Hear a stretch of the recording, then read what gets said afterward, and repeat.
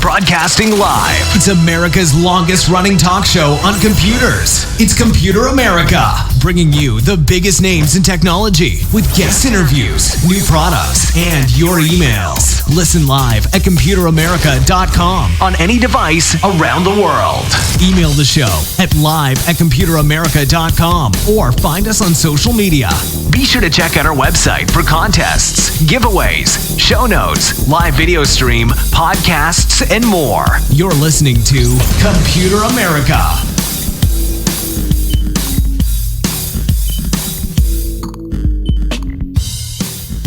Hello and welcome into the Computer America Show. We are the nation's longest running, nationally syndicated radio talk show on computers and technology. And everyone, hey, welcome into the program.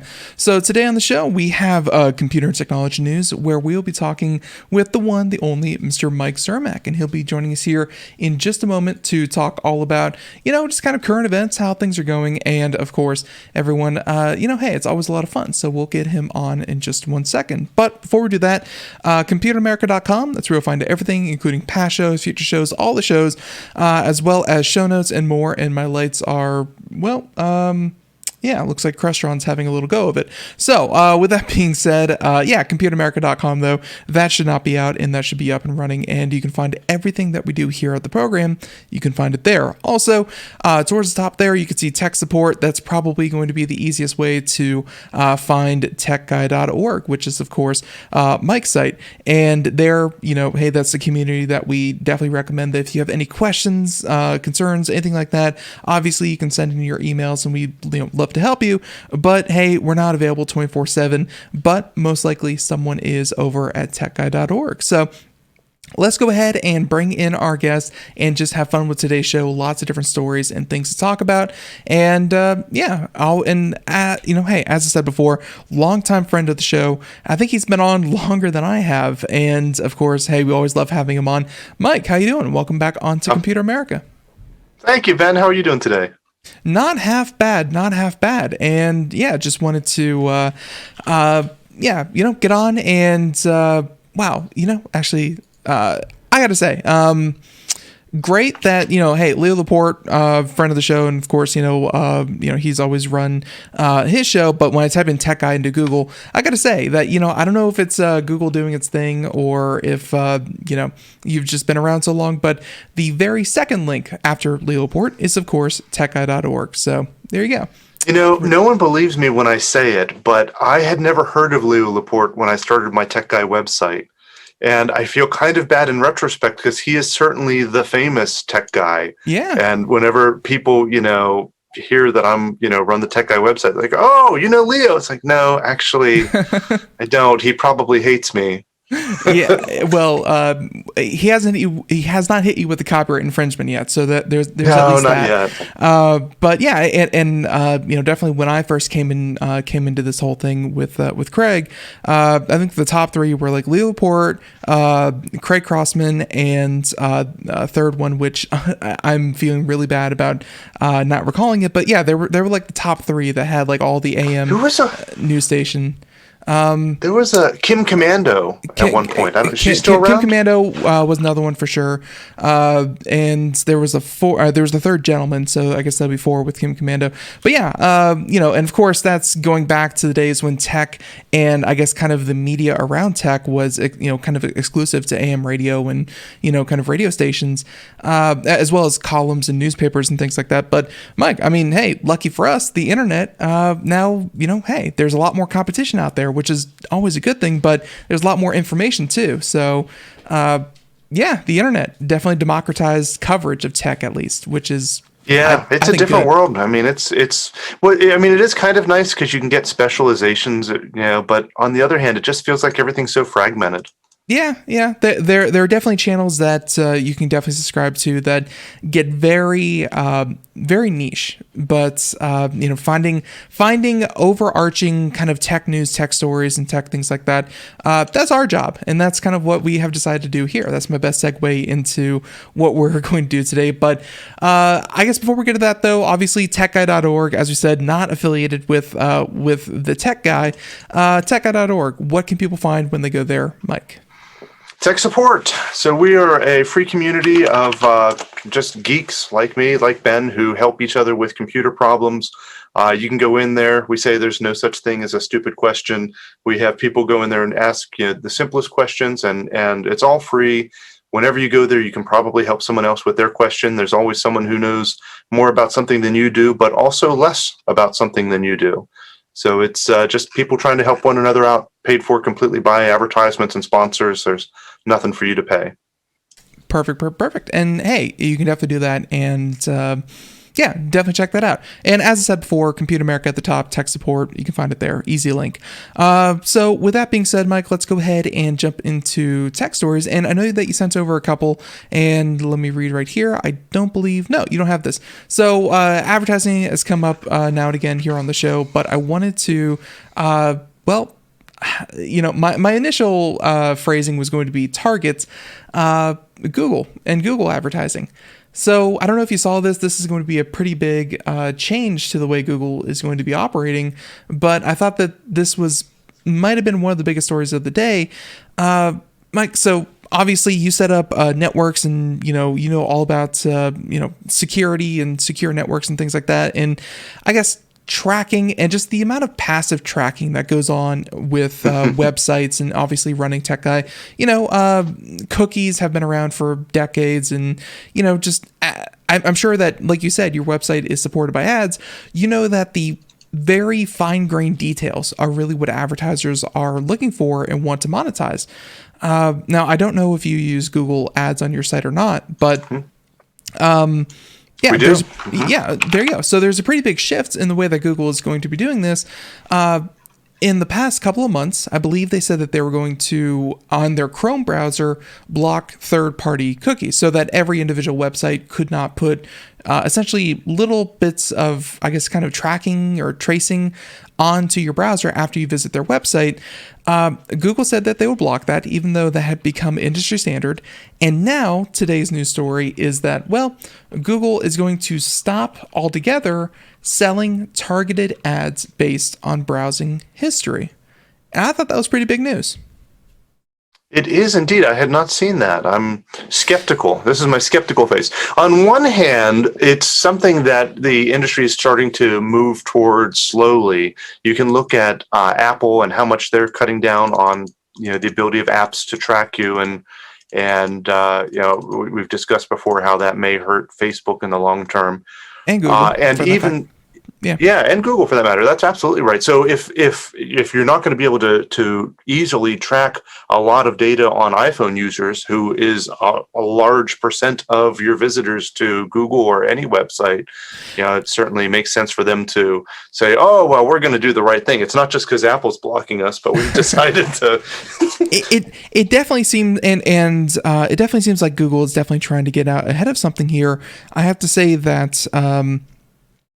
They're obviously with the transition of the Democrats coming into power, and not to get too into politics, but certain Democrats have been very vocal about looking into Amazon, Google, Apple, Microsoft, these large tech companies, and seeing if they are indeed kind of monopolies, if they are indeed needing of any kind of antitrust litigation, what have you, like that.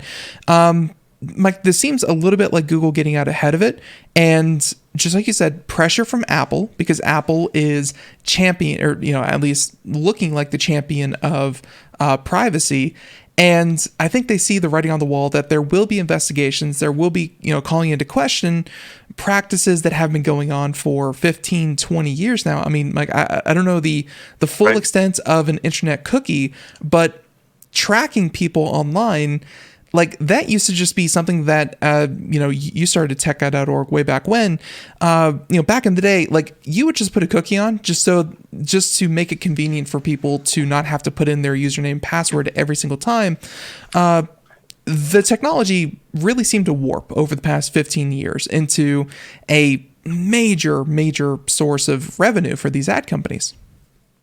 Yeah, that's right. And you're exactly right. That's what it was originally designed for, was so that websites could save a little bit of information, a little cookie onto your computer so that it could recognize you next time, not for the purposes of advertising. It was designed for the purposes of, user experience, so that every time I go to the Weather Channel, I don't have to type in my zip code. It already knows who I am. Every time I go to my website, you don't have to log in. It already knows who I am.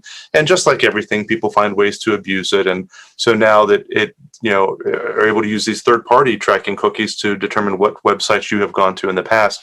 It's not entirely clear to me how different Google is going to handle this going forward. They talk in this article about how they're going to group people and allow you to still target groups of people, but just not specific people. It's going to be clustering people into groups with similar interests rather than specific individuals, which I'm not sure how different that is from what's happening today anyway. I don't know how much they focus. I mean, obviously it is done, and obviously they're talking about it here, but I wonder what % of ads are focused to an individual versus a group of people that have all visited this website before. Right. I don't know. It's one of the, and looking at this particular article, I'm not sure if we're looking at the same one, but they're talking about privacy preserving APIs. So I think from a user experience that people have come to terms with what advertising is, and they recognize that if you look up, recently built homes or curtains or whatever, certain phrases are going to be saved, and Google Ads is going to serve you those kinds of phrases and whatnot. Like, I think that from a user experience, people are satisfied, I guess would be a word. They've at least come to terms with what kind of cookies and what this thing is. They've decided it's a fair balance. I am getting this free service. I'm getting Google and Facebook and Gmail and whatever free services and Tech Guy and whatever free services you're using, and in exchange, I am seeing some ads. Just like I get to watch Computer America for free, and in exchange, I get to hear some ads. Like and they've made the decision that that's a fair balance. And once consumers get to the point where they don't think it's fair, then you have to start getting more creative. And I am concerned with the greater, and we've talked about this before, with the free internet in general, how much that will change over time with people blocking ads. I mean, ad blocking is becoming more and more common over the last couple of years, even. Well, and that's hurts ad-supported content.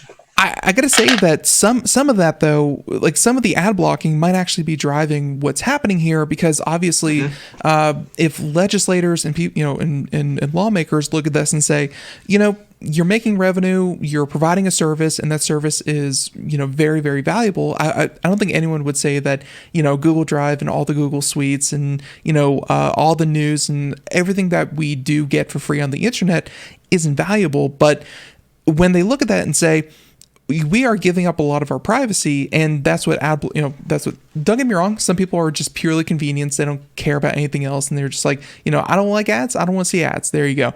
But some of the ad blockers have said it's for privacy reasons, it's for security reasons.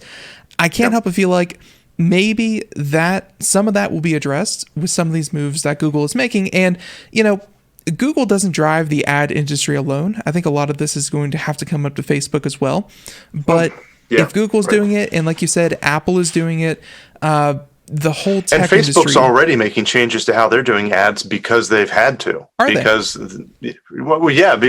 Apple is blocking so much data that they were using that they've started having to change the way they're focused, advertising as well. There's also the whole Cambridge Analytica thing where people were And like that's always what got me about that was not that people were shocked at how Facebook was using people's private information, even though they gave you a field to put in all of your private information, and people were like, "Got to fill out these fields," and just everyone just kind of handed over their private information. Facebook was operating as they said they were going to, but I guess people were shocked to learn that wait, they can actually do that. So I don't know.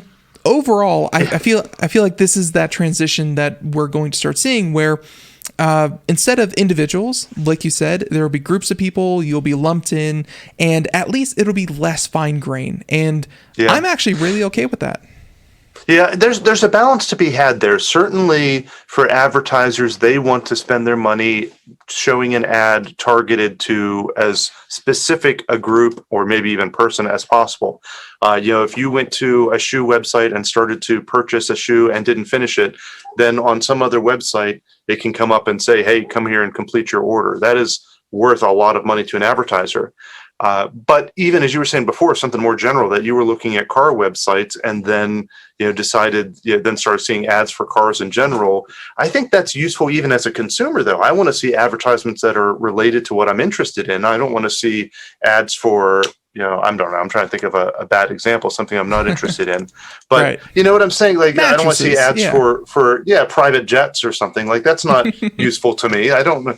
So some targeting is good for both, but it's just what the creep factor is. If it's going to be for people in general or for focused to groups, or if it's focused so much to me that some people think that they are that the phone is listening to them all the time. Right. And that's. That creep factor, I think, is important in trying to balance it. It's definitely there's a balance, and I feel like I'm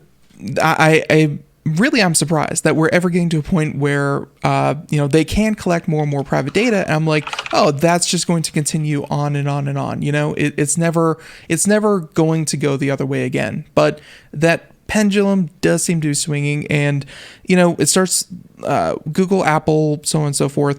I don't know, and even the article here, they mentioned that Google increased the profit of their advertising by 22%, and obviously that has a lot to do with the pandemic, more people shopping online, more people just being online.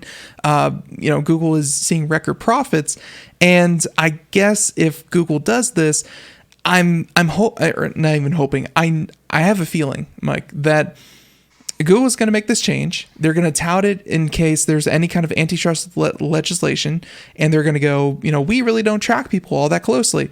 And everyone else in the industry is going to have to look at them and say, well, you're doing this, but Google isn't. Why are you tracking people down to their shoe size? Why are you tracking people down to, their gender? Why are you doing that? And that seems to be a transition that's going to happen here this year. Yeah, I think you're right. And hopefully it's not all just lip service. Hopefully some of it will be trying to find that proper balance. Personally, I'm happy to be, kind of advertised with my interests, video games, let's say cars, computer parts, things like that. I'm okay with being tracked like that, but I feel like, no one should really have that power to be able to be like, I want to target, 30-year-old white male Ben who lives in North Carolina and does this, that level of precision. I get that advertisers love that level of data, but do they really need it? And do they really, I guess, kind of deserve it at the same time? I've heard. Yeah. I've read reports also that question how valuable some of it is, that some of the tracking is so specific that it's not even worth it to the advertisers, that advertisers really do want to advertise to groups of people and not individuals. That's true. And I'm sure, to a point, I suspect it is. I'm sure there's a balance that, I guess there's really a difference between things like general advertising and like leads, like, people who search for healthcare and who did not check out with, any kind of healthcare service. Like leads for individual sales are like a completely different thing for different industries. But as for individuals, you're right. I'm sure that let's just take like Razer. Razer just wants to advertise to people who like computers and video games. They really don't need people in specific areas. yeah, I hope that we're seeing that shift back to, something a little bit more sensible. So, but hey, like we said on the show before, you actually have influenced me. At one point I was totally for ad blocks and against, kind of advertising, things like that. You have influenced me to the point where I'm like, ads aren't going away, whether you like them or not. You think you can block them, but people are going to get around it. And I don't know. I feel like if there are ways that I can pay to not get advertising, and I don't feel like it's extortion at a certain point, I will probably opt for that, because I don't like ads, but Yeah. I understand the need, and if there's a way to get around them, as in Twitch in particular, we're broadcasting on Twitch. I feel like I will pay for Twitch Turbo, which is like $7, no ads for an entire month. Like stuff like that seems worth it to me. But there's a point for ads to some point. Right. It reminds me of back when pop-up ads first started on the internet, and you hardly see them anywhere now except for just completely junk websites. But there was a time where legitimate websites would have pop-up ads. Maybe before your time, I don't know.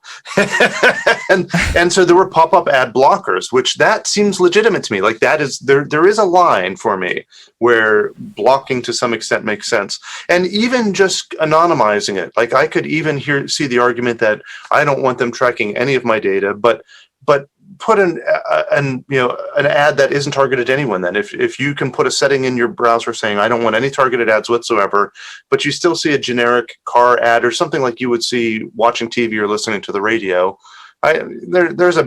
I keep saying there's a balance, but there's a balance to be had here, Ben. Cap Reynolds in the chat just mentioned, he'd like to, he'd like to see these ads stop listening to conversations and then putting them in the Facebook feed. And, there's, I haven't heard too much of that. Like one thing that people get creeped out about, and I actually just had this, we had some work done here at the house, and I'm guessing that some of the workers had their default their default phone language set to Spanish, and they connected to our Wi-Fi. We have like a guest network set up for them, and we started getting ads in Spanish for things, and some people take that as like, oh, they hear Spanish in the house and our digital assistants pick up the Spanish and they're like, oh, that's how they do it. But no, it's from obviously, the cookies able to analyze that, every website is able to analyze what device is connecting to it, what browser you're using, what version of the browser you're using, what default language default language you are using, all to better kind of display the website and the information kind of optimized. And I think people, like I said, assume that, oh, they hear Spanish in the house, therefore, Alexa's always listening or things like that.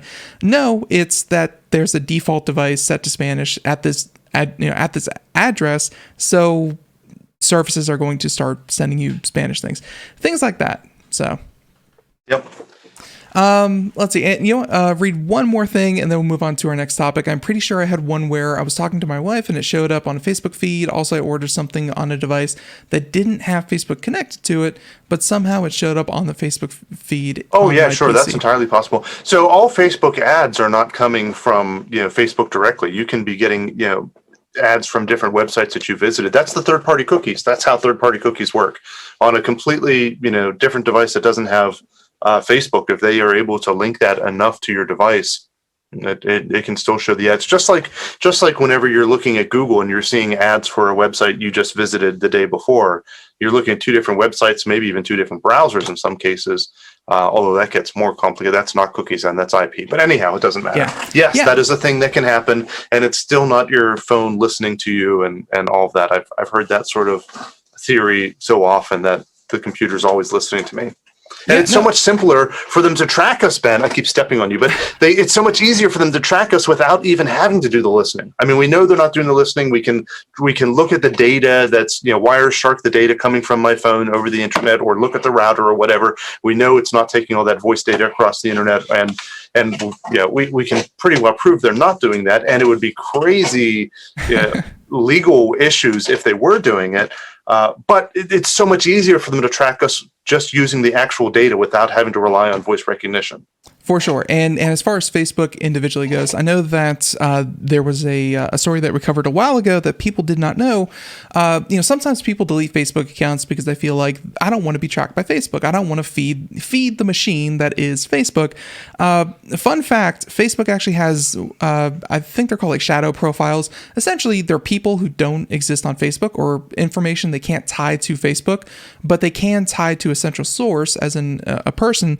And Facebook, like, they get a lot of information from all their users, but they also, I don't know if people know this, they also buy information just like advertisers do or anyone else to be, to make so that Facebook has like the most data that they possibly can. They actually purchase information from these third-party sites, from websites, from Google, from everyone else, and they build these shadow profiles of people that are not actual users of Facebook. So that's, just like yourself, who, maybe you don't use Facebook, they can still have information on you. And even though you are user, even though you are your user 6353AB, whatever, not an actual person, all of your information is still being stored and assigned to a random user profile. So like Facebook collects data even when they're not actually, even when you're not actually using Facebook services. And they don't care what your name is. They don't care, you are user number 12345. All they care about is that you have shown an interest in X, Y, and Z and have recently purchased this product. Exactly. They don't care, what your name is. They just care who you are. Yeah, and they want to make sure that they and of course they want to make sure that they have the information on hand that's saying that, oh, if you do this kind of advertising, you will reach this many people and this many people are interested and blah blah blah.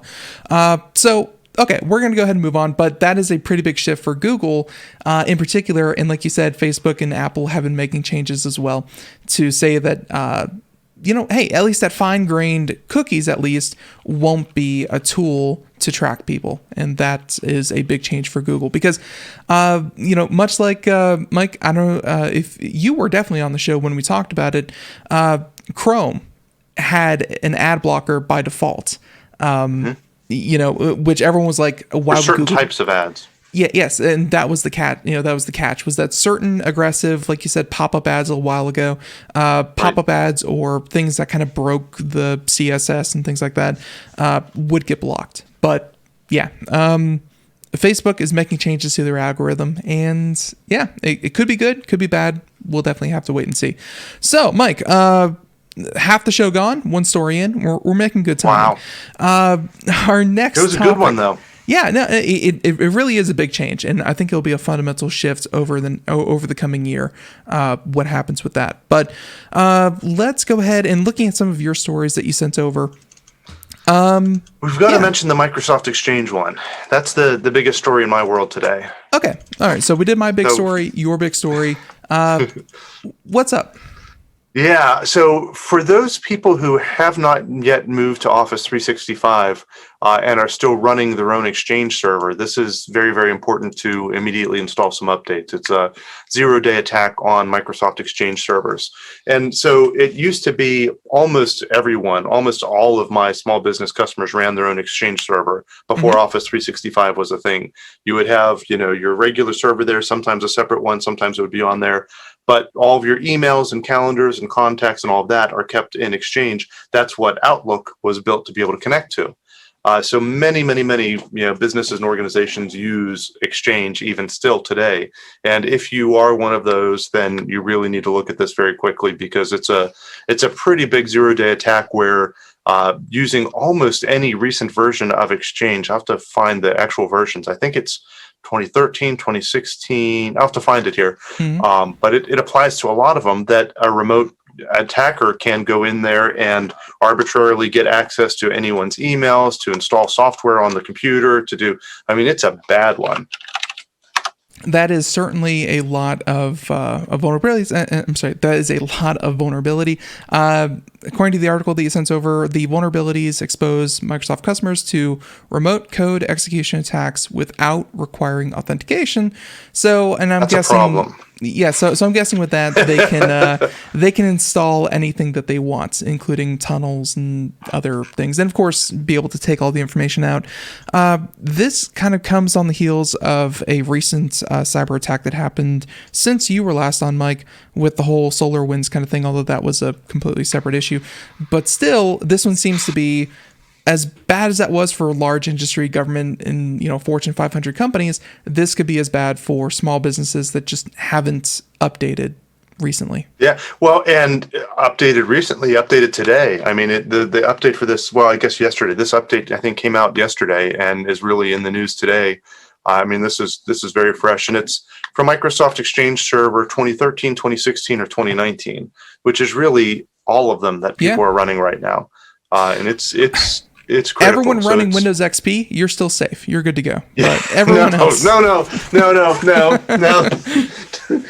Don't quote me on that. That's not what I said. Okay, gotcha. Windows 3.1 and Windows ME. That's okay. That's the secret sauce. Yes, Windows 95 and before, you're still safe. Everyone else, right. Yeah. Okay, so but I mean, this is a crazy one. I should never be surprised when these things are discovered, but I was a little surprised by this one. Well, and real quick, we can talk about how the attacks actually happened. And the first one, I'm so not surprised because again, this is how SolarWinds was hacked with that whole, like, think about the billions of dollars that they have flowing through them, the billions of dollars in services that they provide. And Mike, I don't know if you read about what the initial, they have 3 different initial points of entry that they think happened, but one of them was an intern who made a password SolarWinds123, and somehow that was not a strong enough password to protect access to one of their servers. Imagine that. Yeah, and I mean, all of your passwords are Computer America 123. Was I not supposed to? Was I not supposed to say? No, it's cool. We changed it all. It's all now 234. Exclamation point at the end. Yes, Hackers never catch. They never guess the exclamation at the end. It's important to use special characters in your passwords to be safe. But only as the last character. Yes, but they mentioned here that in the steps here first, and this is how the attack actually happened.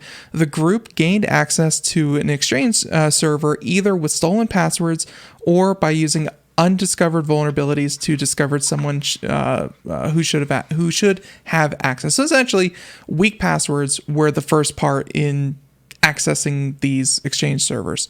Then they created vulnerabilities to disguise someone who should have access, disguise a web shell to control the compromised server, and then they were able to, gain access to the network because they had access through the web shell that they created with access that they stole from a weak password.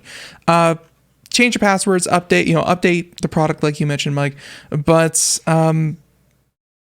so you're saying that anyone who had Office 365 though was not compromised. This is right. Anyone with doesn't affect Office 365. It's only if you're using an Exchange server for email, calendar contacts, and that sort of thing. Gotcha. Yeah, and actually they did have a quote here from Microsoft. While they are often unsuccessful in compromising customer accounts, the reconnaissance activity helps the adversary identify more details about the target's environment, blah, blah, blah. Yeah, so I guess they tried, but yeah, I don't know. So this is the big one. Update immediately. How many people do you think, or would you guess, would be hit by this? I don't know. I mean, at one time, with few exceptions, every real business ran an Exchange server of one kind or another. Mm-hmm. Today, so many of them have migrated over to Office 365, and a lot of them moved to G Suite as well. It's going to be a lot. I really don't know. I haven't heard a number, and I'd hate to even hazard a guess. But I mean, it's pretty serious in the business world. For not so much for home users, but unless you work for a business. Right. Yeah. And of course, these attacks that they say that they're coming from, looking here, they said something about Microsoft pinned the blame on a sophisticated Chinese APT, Advanced Persistent Threat, operator called Hafnium that operates from leased virtual private servers in the United States. So, by the way, how secure are these guys if Microsoft and the U.S. government are already like, oh yeah, no, it's the Chinese using a leased VPS in the U.S. I mean, oh, those guys, they're at it the again. ones that we've it's like they have them under a microscope and they're still running amok. I don't know. That is a good question. I wonder how, I'll have to look into it a little bit, how they were able to identify that it was that particular group. Sometimes you can tell just by, a signature or the way that they do certain things. This was Hafnium, yeah. But, it's hacked by, but they mentioned in one of the articles, as you said, that they were able to trace it to a VPS server that this organization was controlling. I guess they took over that server and found out that was the organization doing it, because obviously if you knew what IP address that it was coming from, I don't know, that's interesting. I'd have to look more into that. It's one of those things that, like, yeah, you could find them and immediately squash them and cut them off and be like, oh, you don't want to do anything, cut them off immediately and stop any kind of future problems. Or I guess you leave it up and you don't tell them that you're looking, and you just kind of monitor them. That way you know immediately if there are any problems. I guess the issue here was, again, the discovery of the 0 day, that they were using something that no one had security updates for, and they were gaining access immediately. So I guess, like I said, they could shut them down, or they could monitor them and, kind of stop them as they're doing things. And in that case, it's probably not a matter of being able to shut them down after it's been proven that code's probably already on dozens of other computers and IP addresses. And, even if you shut that one down, right, it's not going to stop. Yep.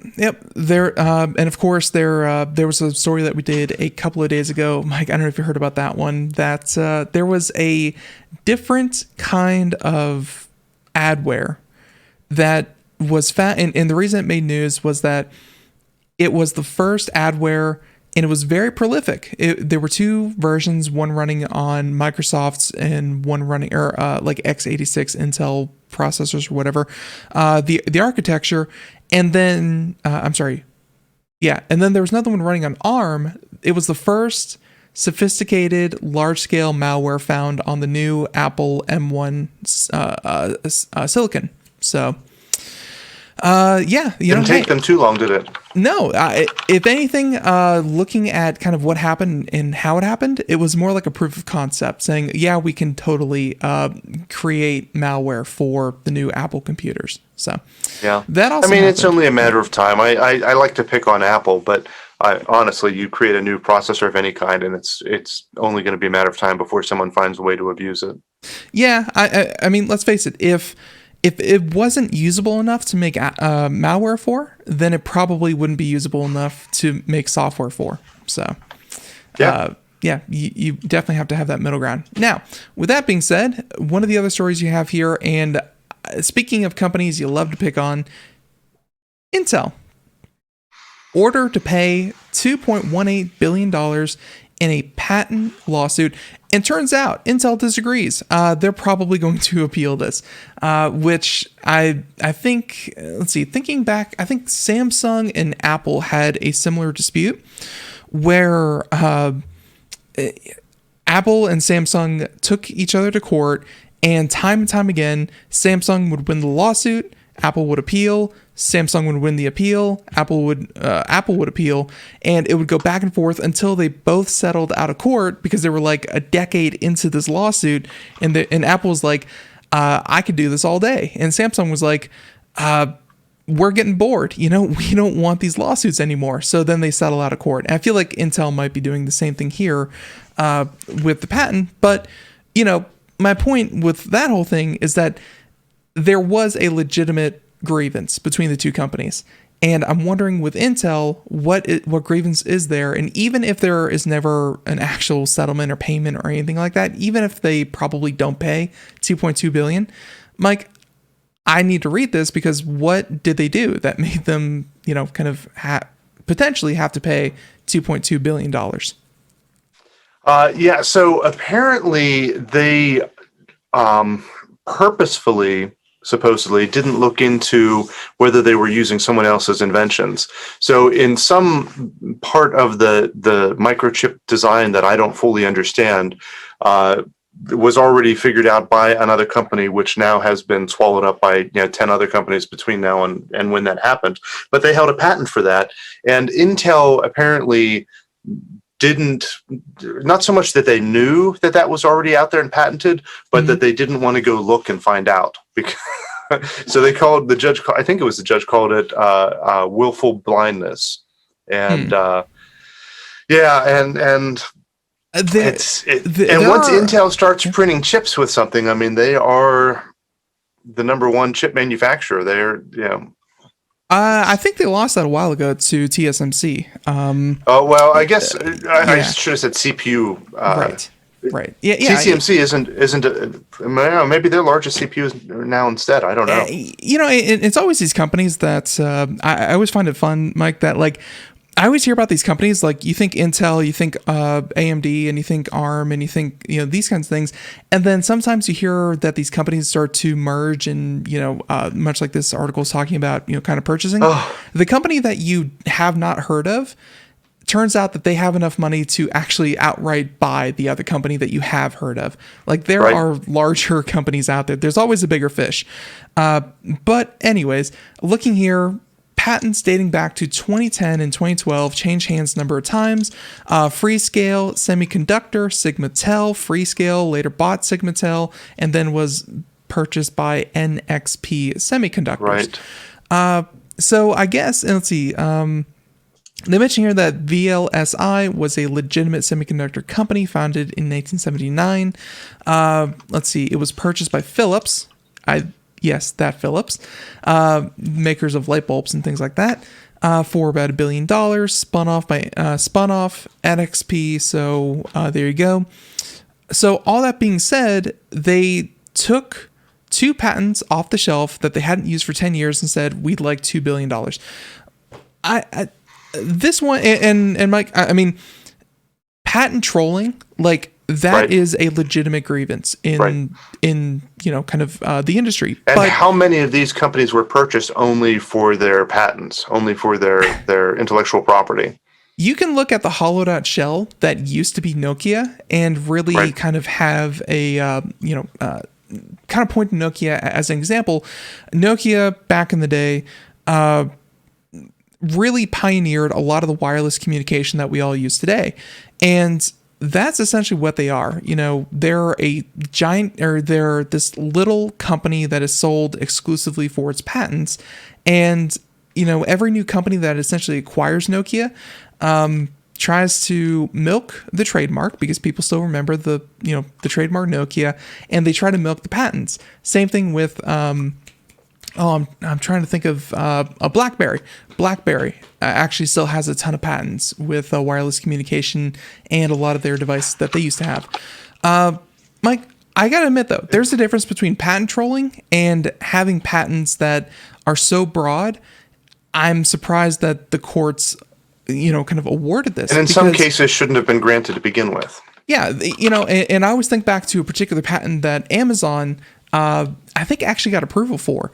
And theirs was like this long-winded thing, as most patents are, but it was a long-winded way of saying Amazon patented taking a picture of an object on a white background with appropriate lighting. Like that was their patent, was, again, image of a product on a white background. And there was all these technical terms. There was an actual patent filing, and I think they were awarded it. But obviously, no one in court is ever going to try to, I guess, kind of make people pay up for taking pictures of objects on white backgrounds. This does seem like, especially after, 2015, I think was last time this thing was purchased or even utilized. 5-6 years down the road, Mike, it does seem like, I don't know how much business they lost to Intel by Intel doing this instead of them, but I can't imagine it'd be $2 billion worth. Or instead of Intel licensing it from them. Yeah, I really don't know. And by the way, did they even say exactly what the patents were? Let's see. I had seen an article with that, but I'm having trouble putting my fingers on. Frequencies and voltage. Patents related to clock frequencies and voltage. So, yeah. let's see what that could actually mean. I really don't know. So obviously, I mean, that's so vague. That is what a CPU does. yeah, and of course, like you said, willful blindness, according to Bloomberg. That's what the judge said that Intel was accused of. I don't know. It's I don't know. Personally, the patents focus on methods for minimizing the power consumption of computing chips. One way to do this is by varying the system voltage, setting a higher voltage when higher performance is needed, lower voltage to conserve power. One patent claims the concept of storing information about a memory chip's minimum voltage in non-volatile memory so the system can ensure that the memory circuit has a high enough voltage. So essentially, they patented the idea that use more resources when more resources are needed, or use less resources when less resources are needed. I suspect it's a little more detailed than that. I mean, specifically the idea of turning down the voltage and keeping track of different components' minimum voltage needed, and a method by which to do that. I'm guessing. I'm trying to pull up at least one of these patents right here onto my screen, but I don't know. Is more technical. I am not knowledgeable enough about this to be able to say whether or not this is a patent troll and something that shouldn't have been awarded. I doubt that it's a patent troll, but I think it might have been a patent that is so vague. Well, I mean, but that's the goal, right? I'm sure Intel, how many vague, generic patents do they have for? Oh, tons. Yeah, I mean, that's the way the game is played. Yeah, and this might be more of an indictment. Intel might truly, honestly, be forced to pay $2.2 billion. There's no way around it. This is really super vague. Yeah, their processors, though, Mike, they do that, as well as almost every other processor on the market. I don't know if everyone else is paying this company to do that, but... Yeah, you're right. Well, and maybe they're using maybe the other companies are using a slightly different method by which to do it. But I'm looking through the patent right now, and it is just so vague that I don't know what, I mean... I don't know. Yeah, and this might be more, again, an issue with the way patenting works in the U.S. That's an issue. It is, then this is with Intel, and Intel might just be another. I don't know. This is going to be one of those things where lawyers are going to have to argue in front of a judge and be like, "Hey, forever." Yeah, the lawyers are going to make out really well on this. So, someone out there. Hey, maybe it was Philips. Speaking of them, maybe someone has a patent for a glass bulb emitting light using electricity, and you could get a patent for that. But to actually collect on it and say that, hey, everyone who bought a light bulb owes me money, it seems really far-fetched. So we'll see what happens there. But Intel in litigation, oh my God, I'm shocked. Totally surprised. Now, with that being said, we can go ahead and move on to this next one here. And I'm still shocked about graphics cards. Like, I don't understand. I understand, but I don't understand. Not to flaunt it to anyone, I'm in the market for a new PC. My computer is like 3 or 4 years old, and I'm looking to buy the best of the best. But my problem, there are no graphics cards, and the graphics cards that I want are sold out until probably 2025. And I don't know. I'm really getting disillusioned at this idea that I'm actually going to be able to find a graphics card to build my next computer with, Mike. It's gotten bad. And one thing that I always like to pull up, and let's see, I can do this real quick here. If you head on over to twitch.tv and then you browse, I think it's over on Just Chatting. I'm sure it's still there.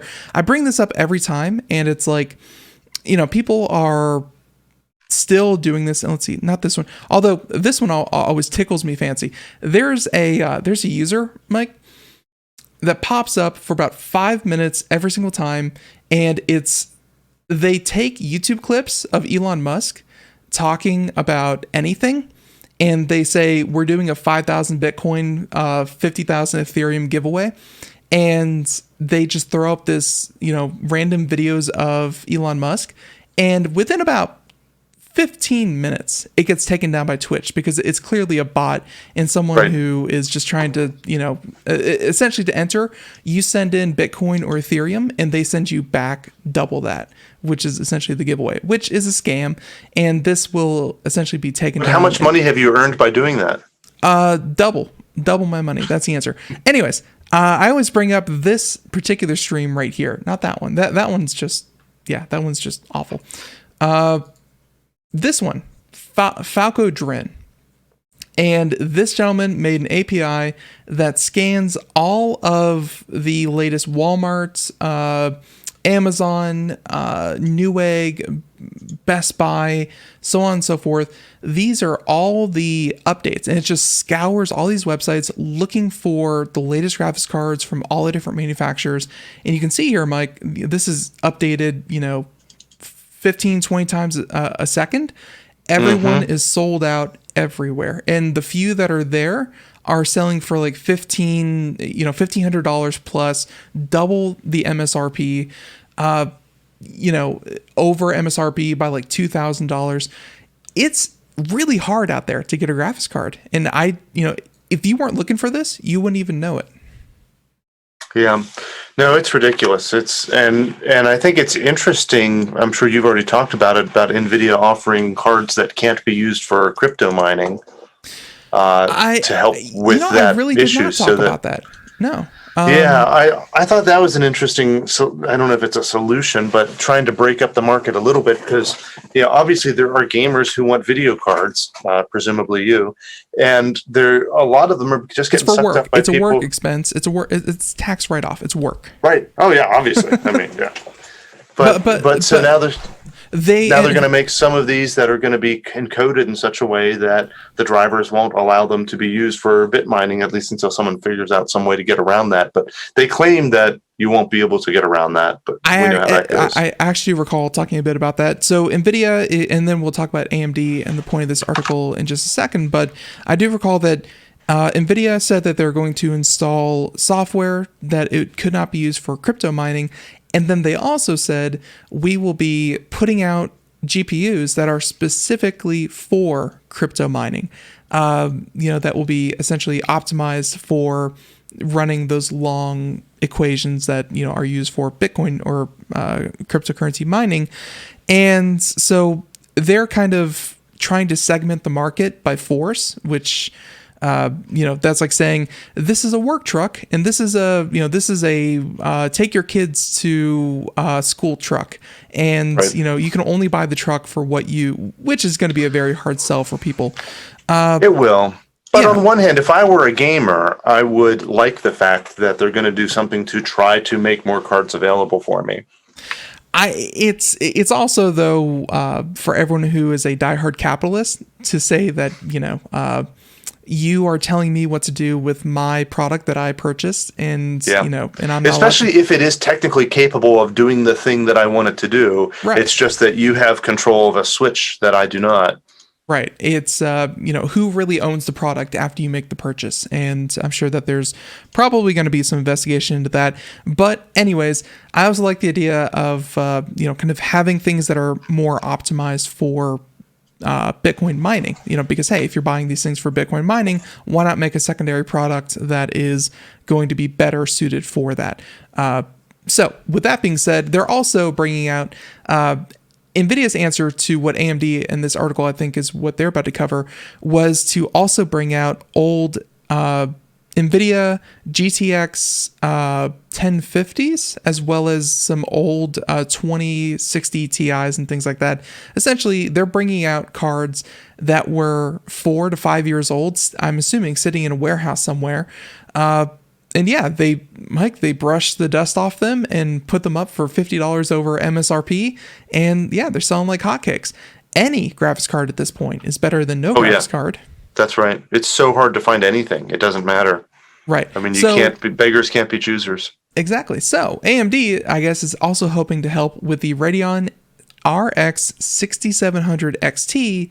And they're saying that they hope to have significantly more GPUs available. So I guess they see the lack of GPUs in the market. They're trying to compensate, and it looks like they're bringing out some some additional cards. Yeah, here's hoping, right? I mean, and they say MSRP of $479. I mean, that would be pretty awesome if they can actually get it out there. I'm trying to figure out what's, and it just shows the dominance in my mind, at least, how how big NVIDIA is. What is a comparable NVIDIA card to an RX 6700 XT? Is that like a 3070? Yeah. Well, and they have a nice comparison chart is that on the Verge article? Yeah, it is, where it compares the 3060 and 3070. Mm-hmm. Yep. Okay. Yep. So, and then, and obviously this is going to be from AMD, and hey, always a little biased, but okay. Yeah. So, right. So these things are comparable to the 3060s and 3070s. Right. Yeah. And 12 gigs of RAM on it. Yeah, that's definitely a good price. Although I got to say that the 3060s, if you can get it, yes, it's a great price. The MSRP of the NVIDIA cards are great too. Yeah, no, it seems like they're all competitive, and yeah, if you can. The problem is that the MSRP is not what you're actually paying. True.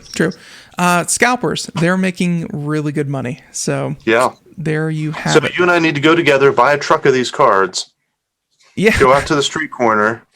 Yeah. That's how that works? Last time I heard about that, and they were just people claiming to be entrepreneurs.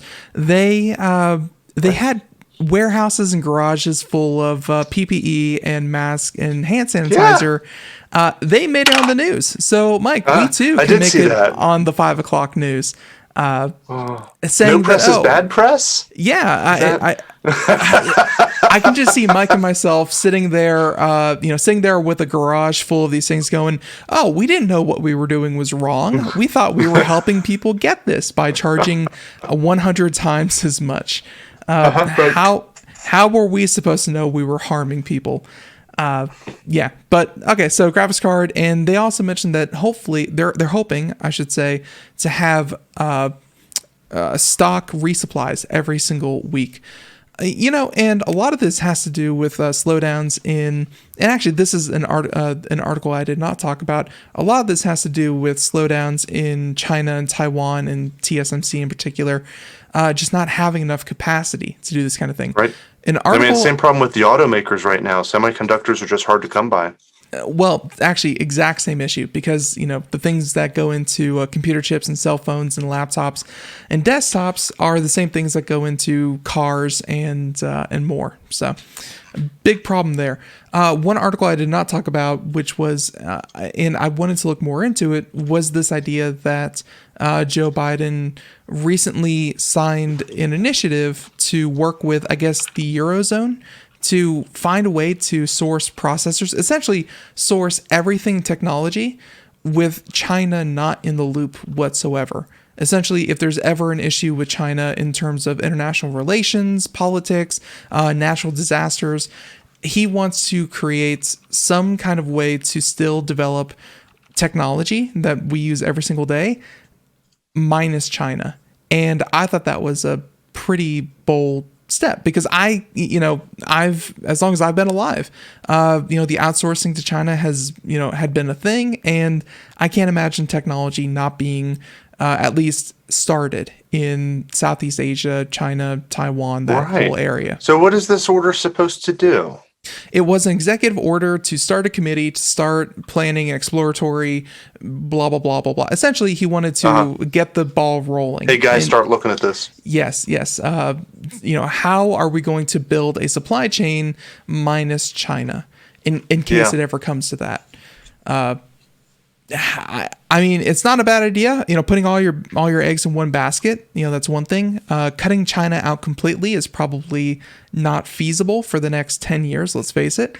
But hey, I guess if we outsource everything to China, we can stop outsourcing everything to China. That's a possibility, I guess. I don't know. I don't know. I mean, I hope they figure out something. I hope that, I'm glad they're looking at it. The fact that we are so dependent on any country, China or otherwise, is not a good thing. Right. But boy, in a capitalism society. I would don't say know more what like else. global, in like a global economy. This idea that we Because can just, what else are you going to do? So are you going to, the government's going to pay to have these factories built in the US so we can build some of these chips, which is going to be outdated in no time anyway. And all of the machines in the factory are going to come from China to be able to then build I don't understand. well, I don't know. I don't know we what the came- solution is. I agree it's a problem. I just don't know what you do about it. we came really close, Mike, and I don't know if you heard about Intel in particular. Intel recently got like a large injection of cash from investors, and the investors that they got a transition of the CEO, or like the chief technical officer or whatever, got fired from Intel over the issues they've been having with the new processors.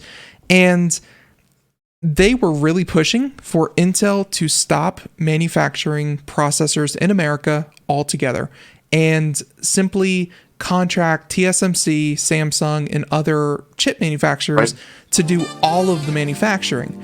And that would have meant that, right now, Intel is the only American made processor in America.